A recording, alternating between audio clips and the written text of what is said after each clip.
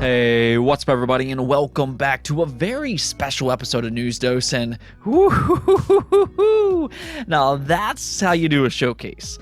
Gameplay, gameplay, gameplay. The Xbox Bethesda showcase was filled with 90 plus minutes of gameplay, and that's exactly what gamers have been asking for. Whether you like the games or not, you know exactly what you're looking at, unlike, CGI trailers that tells you next to nothing, especially when it comes to new IP. So that was the first thing that really stood out about this event, but before we get into all of that, this is a special episode of News Dose. I don't typically make these type of videos on Sundays, but because there's just so much to unpack here, this entire video will be dedicated to the Xbox Bethesda showcase and all of the best highlights that were there. Now, in the description below, I will put every single announcement that was made here, including the release windows or release dates if they were given one. But other than that, let's just go and jump right into things, starting off with some Xbox Game Studios games. They did finally reveal Forza Motorsport, and this game actually gave me chills. That surprised me because I've not really been near as into Forza Motorsports games in recent years. They've consistently been good games and everything, but because they were releasing so frequently, they became a little bit more stale to me. But as you all know, Turn 10, they've been taking their time with their next game, and it really shows here. Forza Motorsport for the Xbox Series looks amazing visually. The cars, obviously, they look good and everything, but then they're using photogrammetry, I believe that's what it's called, which is what they also use in Flight Simulator as well as Forza Horizon 5 for that matter. And it just makes everything look so gorgeous, from the roads and even the scenery. It's not just some paper-like trees that you see in a lot of car games with no textures. They actually look good within Forza Motorsport, and then every track they have dynamic weather and daylight cycles, and just wow. Forza Motorsport really does look great, though unfortunately, the wait will be a little bit longer than what was originally expected. This was a rumored 2022 game, so there was some hope that it would release this holiday, but now it's been revealed that it will release in spring of 2023. That's not too far off though, and that is something that they noted in this showcase, that every game that they showcased will release within the next 12 months. Though I will say early 2023, that's the time frame that, it truly looks stacked. Like non-stop game after game. But either way, I do think that the wait will be well worth it for Forza Motorsport. As for Forza Horizon 5, the Steam leak, well, it did turn out to be true after all. Hot Wheels is making a return for that Forza Horizon 5 expansion, and seriously, the combination of Forza Horizon and Hot Wheels, it just feels perfect. If you like racing games at all, even slightly, that original Hot Wheels expansion, in my opinion, is just one of the better expansions in video games, just in general. So definitely look forward to Hot Wheels returning once again on July 19th. Yeah, just next month. Now, Redfall gameplay was also revealed here, and I think that if you like arcane games such as Prey, Deathloop, or Dishonored, you're probably going to be pretty happy with what you saw here. The mechanics and combat reminds me a lot of those games, and Redfall actually looks really good. And the thing that they really continue to emphasize here is that it's a rich experience whether you play completely solo by yourself, or instead if you want to play cooperatively with friends. It does seem like for you single-player fans out there that the story and characters they're written well, and that you don't have to play cooperatively. That was one concern that fans originally had when they first revealed this game, but this game can be played completely by yourself, so do keep that in mind. However, with all the abilities each character has, cooperative, of course, it's going to be a big standout in this game, and it looks like it's going to be a lot of fun. I really like the vampire enemies in this game. It's just different than a lot of other games that we see come out in the market. There's a lot of zombie games out there, but vampires, they're just a different twist here, and I think that new style of enemy, I think that's just going to make the world of difference in Redfall. Really though, I just think that from a character standpoint to the art design and with the combat itself, Redfall is really well crafted. I was really impressed with what they showed here today. And again, Redfall will release in the first half of 2023. Obsidian, they were also here as expected. We talked a lot about this leading up to the showcase. Josh Sawyer, which was rumored to be directing his own game, seemed to be teasing something, and his new game Pentiment was indeed revealed here. Though, it's a lot different than I think people were expecting. We did already know that it was a smaller style of game and that it was going to have some investigative elements to it, which both has been confirmed here. It centers around a 16th century murder investigation, which is an intriguing premise. I actually do like the idea, but the art style is what really kind of threw me off with this game. It's certainly not what I was expecting, to say the least. But at the same time, Josh Sawyer, he's really good at what he does. You know, we are talking about the Fallout New Vegas and Pillars of Eternity director here. So I imagine that the writing will be really good in Pentiment as well. With it having such a historical setting, though, and with the potential from its storytelling, again, this is a Josh Sawyer game, I'll be curious to see how this one turns out when it releases this November. They did also announce that Grounded will get its full release this September, and that does include its much anticipated story mode. Unfortunately, though, Obsidian's bigger games being Avowed and The Outer Worlds 2, they were not at this showcase. I really thought Avowed would be here, but I guess we're going to have to wait a little bit longer before it gets that official gameplay reveal. Maybe it'll show up at Gamescom or the Game Awards later this year. One big surprise here, though, was a new Minecraft game. We are starting to see Mojang start to branch out a little bit more by expanding the Minecraft universe, which is a really smart thing to do considering just how massively popular this franchise is. They did that with Minecraft Dungeons a couple years back, and they had a lot of success with that game. It was a surprisingly fun dungeon crawler. I'm not necessarily a huge fan of Minecraft or anything like that, but my family and we had a lot of fun playing Minecraft Dungeons, and it's one of the better cooperative experiences on the market, in my opinion. So Mojang, they've proven that they can expand the Minecraft universe with some different gameplay ideas, and now they're going to try their hand again with an action strategy game being Minecraft Legends. I think this one, again, could be an interesting combination. Now, we'll still have to see how exactly this one will work out and everything, but Minecraft Legends will release in 2023 for all platforms per usual when it comes to the Minecraft franchise. That means it will release on Xbox, PC, PlayStation, the Nintendo Switch, and of course, it'll be releasing directly into Xbox Game Pass. Yeah, you gotta love being a Game Pass subscriber. Obviously, the biggest and most anticipated first-party announcement here, though, was none other than Starfield. And just, wow. I mean, this game was already insanely hyped up as is, and that was based off of no gameplay. But today, they unloaded with tons of gameplay and information, and now it also has that jaw-dropping reveal. I was blown away by Starfield's reveal today. In a lot of ways, you can see it has that Bethesda heritage, you know, that quote-unquote Skyrim in space type of thing, and how the dialogue works, the RPG progression, but then it goes into this just completely next level. The combat itself looks like it has taken a big step up from things like Fallout, as an example. You can see some similar mechanics, but it looks much more defined in Starfield, and it's not just limited to ground-based combat either. That was the first real jaw-dropping moment because Todd Howard unveiled space combat. You not only create your own spacecraft within Starfield, but you can also fly it through the galaxy and engage in combat. Really, it's kind of like two games in one. I mean, some games will just focus on aerial combat, others will focus on, ground-based combat, but here in Starfield, you get both, and both styles of combat, they actually look fun. And that's where it started to become very clear in just how ambitious Starfield truly is. Because here they started this entire segment with you navigating some moon, but then they took you to a completely different planet, and this planet has large cities, there's trees, and it's more vibrant. But then they're also showing other biomes and environments, such as there's like this cyberpunk city, then there's vast deserts, and you start to see how much variety that comes included with Starfield. Whether that be with its environments, the gameplay, or its many features such as crafting. Of course, you can build your own StarCraft. There's a ton of customization, and then the sheer scope of everything. This is where it truly just kind of catches you, though. Todd Howard asked, if you were wondering just how big this game really is. Well, he showed you just that, as you can fly your spacecraft to any location on any given planet, and there's thousands of planets within Starfield.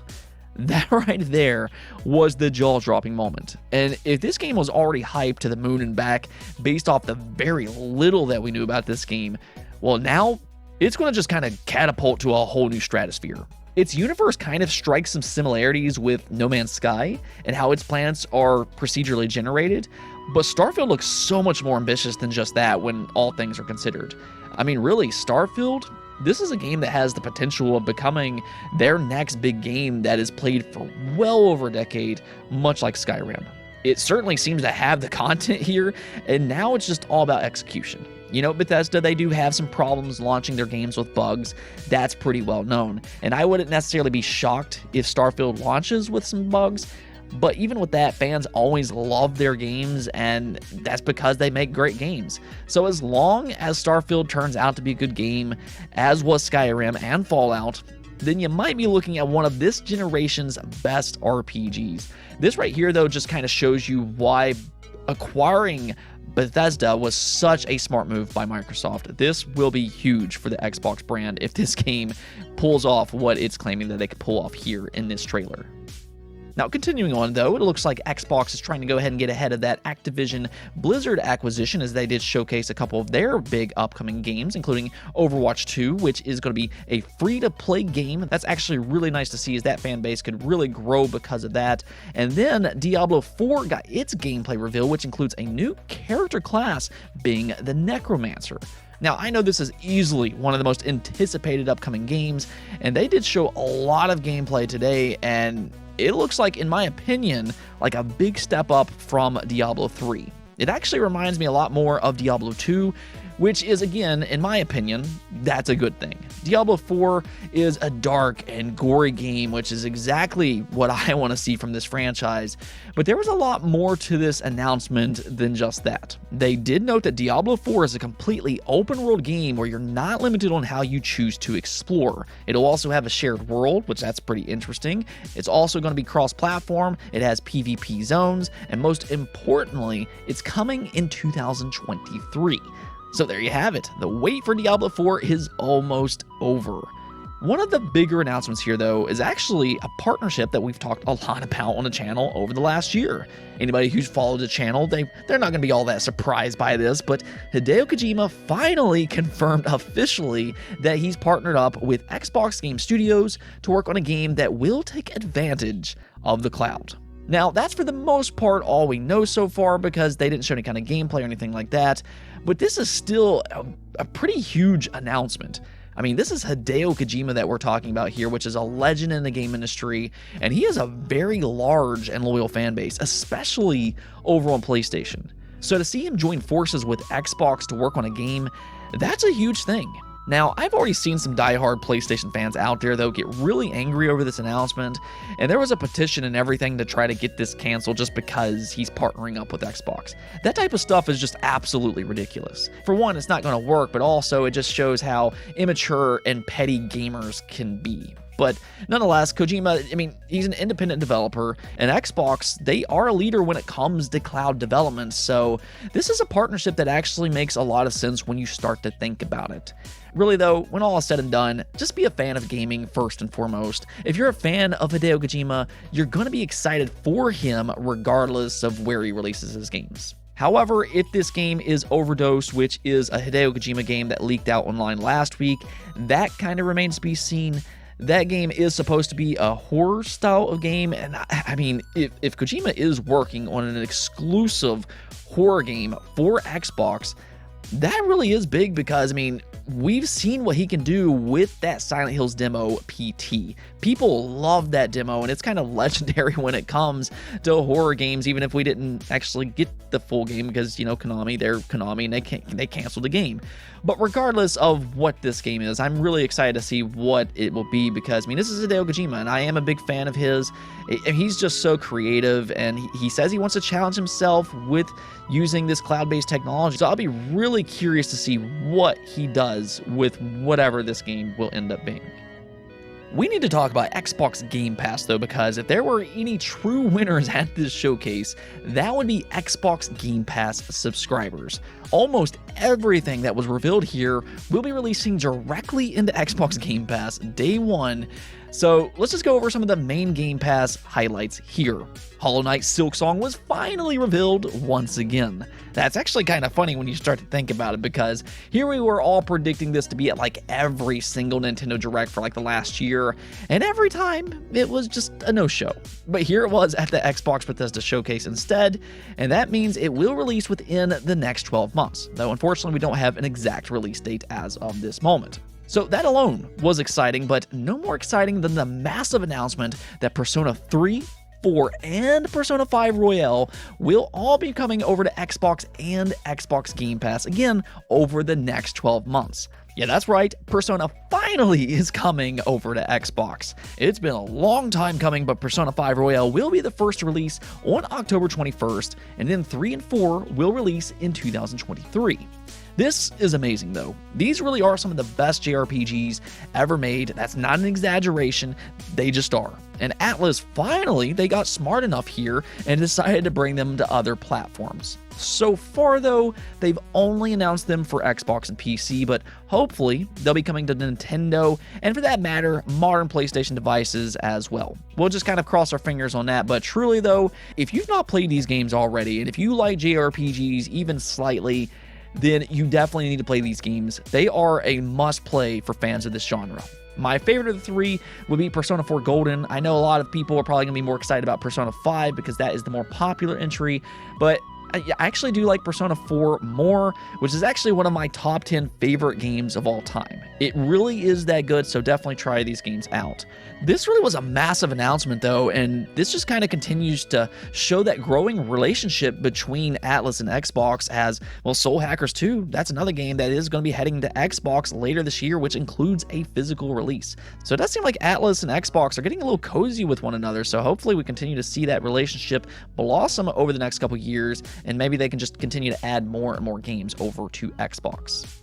A few other Game Pass standouts here, though, were A Plague Tale Requiem. We did get new gameplay, which looks really good, and it has that emotionally driven story that you've come to love with that first game. The first game, I mean, it really was fantastic if you haven't played that game already, but a sequel will release in 2022. That was a much anticipated confirmation, as was Scorn, which is now set to release on October 21st. This game has drawn a lot of attention since it was first revealed as an Xbox console exclusive, and it continues to look, well, it looks creepy, it looks atmospheric, and it just looks intriguing.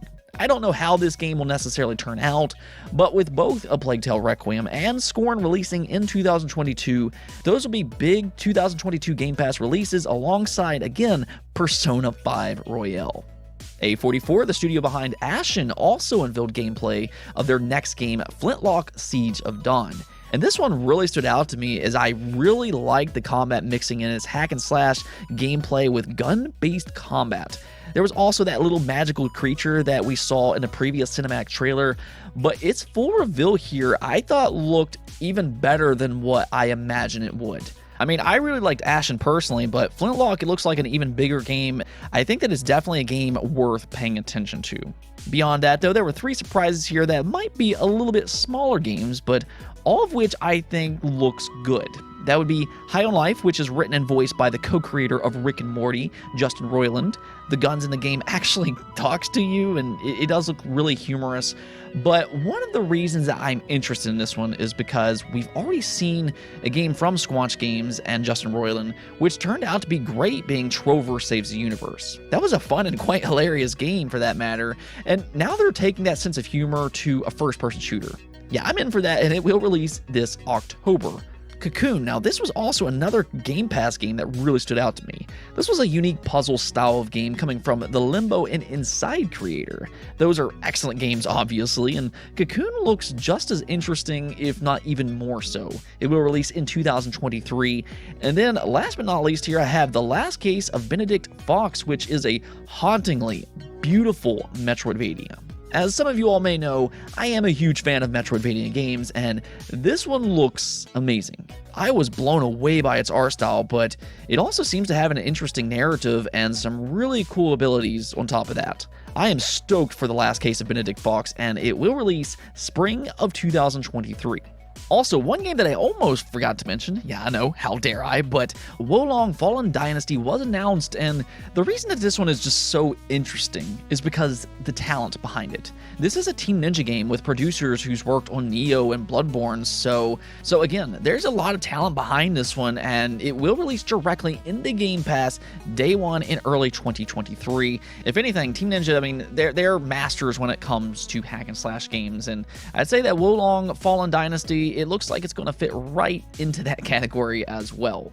So there you have it. Those were my main highlights for the Xbox Bethesda Showcase. But as a whole, though, I think this was a great overall event. And about that, let's just go and take a look at the poll of the day where I asked you all on what letter grade you would give the Xbox Bethesda Showcase for 2022.